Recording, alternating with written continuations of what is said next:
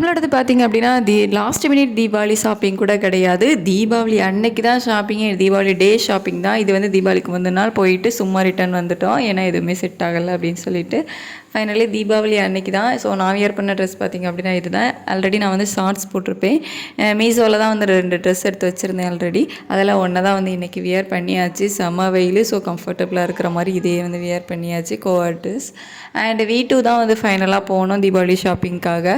அங்கே போயிட்டு சம் ஆஃபரும் வந்து போயிட்டு இருந்துச்சு. ஸோ அதில் எனக்கு என் பையனுக்கும் வந்து எடுத்துட்டோம். பட் என் ஹஸ்பண்டுக்கும் அவங்க செட் ஆகலை.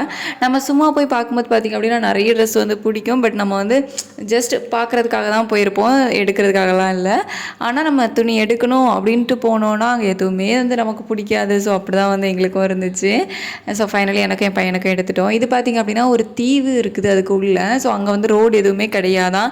அங்கே போட் இருக்குது பாருங்கள். அந்த போட்டில் தான் வந்து அந்த ஊரில் உள்ள மக்கள் எல்லாமே போயிட்டு வந்துட்டு இருப்பாங்களாம். கார் பைக் எல்லாமே வந்து அந்த போட்டில் தான் போவாங்க. நான் இதுக்கு முன்னாடி வேறு ஒரு போட்டில் அது வந்துட்டு நார்மலாக அந்த பக்கத்தில் இருந்து ஏற்றி அந்த பக்கம் விடுவாங்க. பட் அதுக்கு வந்து மேம்பாலம் எல்லாமே வந்து இருக்குது. பட் இதுக்கு அது எதுவுமே கிடையாது. ஒன்லி போட்டில் மட்டும்தான் போகணும் அப்படின்னு மாதிரி சொன்னாங்க.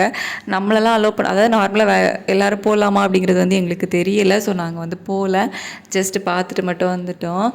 எப்படி அந்த தீவில் உள்ள மக்கள்லாம் இருக்காங்கன்னு தெரில. ரோடு எதுவும் இல்லாமல் ஜஸ்ட் அந்த போட்டு மட்டும் நம்பி அங்கேயுமே பெரிய வீடு கட்டி கார்லாம் வச்சுட்டு அங்கே இருக்காங்க. அப்படியே அந்த V2 மாலுக்கு வெளியவே கொஞ்சம் அப்படியே ரிலாக்ஸ் பண்ணிவிட்டு, ஏன்னா செம வெயில், தண்ணி எல்லாமே எடுத்துகிட்டு போயிருந்தோம். தண்ணி குடிச்சிட்டு அதுக்கப்புறமா தீபாவளி அன்னைக்கு நம்ம எங்கே வெளியே போகணும் அப்படின்னு சொல்லிட்டு நெக்ஸ்ட்டு ஷார்ட்ஸில் வந்து ஷேர் பண்ணுறேன். ஸோ இந்த ஷார்ட்ஸ் வந்து இவ்வளோ தான். நம்ம என்னெல்லாம் பர்ச்சேஸ் பண்ணோம் அப்படின்னு சொல்லிட்டு ஃப்யூச்சர் வீடியோஸில் ஷேர் பண்ணுறேன். தேங்க்யூ.